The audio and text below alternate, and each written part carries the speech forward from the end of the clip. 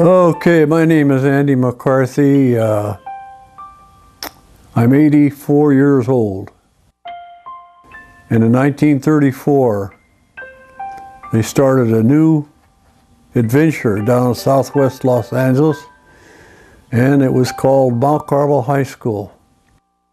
I was joined there with 66 other 14-year-old boys. Didn't know what was going on, except there we were in St. Raphael's Parish Hall. As I recall it, was around the second semester, and we moved into the high school down the block. You know, it was a funny thing. There was no upperclassmen to look at or follow. There was no traditions. There was nothing. It was a wasteland. And everything we did, it was being done, you know, for the first time. In the fourth year, they actually were able to field a football team that could play Loyola and Cathedral and whatnot. Got the butt kicked big time, which changed radically down the road.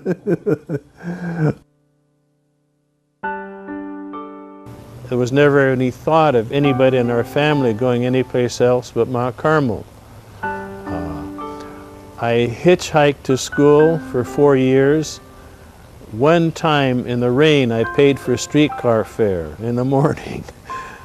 Father Russell, the first principal, was still at the school at that time, and also Father Bernard Daly, who came along with Father Russell to start Mount Carmel. When I went there, the gym was not yet built. The gym was built in about 1940, and there was no priory. The priest lived in a house that had been moved onto the property. And of course, the McKeevers, they were big news.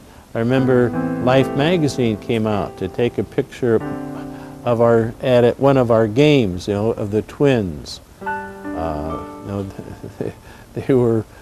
it got us national publicity. I got through Carmel without getting a SWAT, believe it or not. Oh, way. Yeah, I mean, that's a school record. School record. Yeah, it gotta be. Yeah. You just outran him? Yeah, no, I just, if you're going to be in there, you better damn well behave yourself. No, I was very fortunate in that respect, never having had to cut the cards, if you remember that.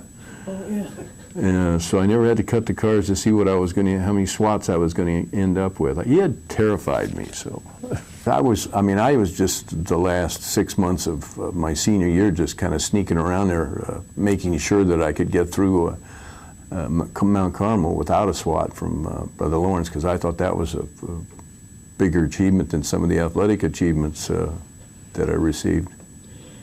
You know, Marlon McKeever says that he's one of the only people, if not the only person, that never got a SWAT from Brother Lawrence. I can imagine.